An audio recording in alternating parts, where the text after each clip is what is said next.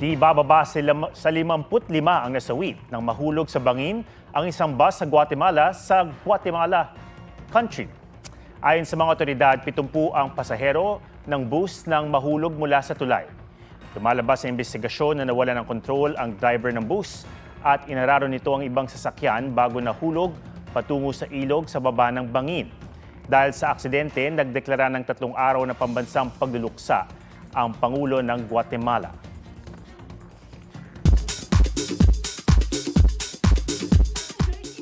Special ang 28th birthday ni Rosé ng Blackpink.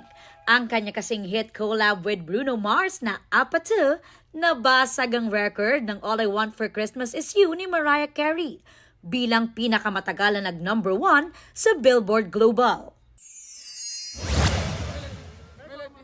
Busking o pagtugtog ni Ed Sheeran sa bangketa sa India, ipinatigil ng pulisya dahil wala raw permiso. Giit ng Grammy Award-winning singer and songwriter, may pahintulot ang kanyang street performance.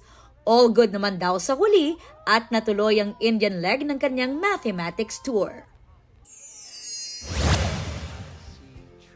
Meet Baby Anya Love, ang 5th baby ni Iya and Drew Arellano. Gabby Garcia na magiging unang kapuso host ng Pinoy Big Brother Celebrity Collab Edition, sino kaya ang gustong makitang kapuso housemates sa bahay ni Kuya? So let's say si Barbie. We always see Barbie's primetime princess side as an actor, di ba? I'm pretty sure people want to get to know her in a deeper level. Si Khalil. Ready ka?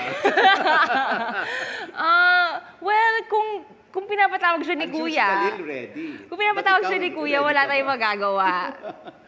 Pero feeling ko game din yun.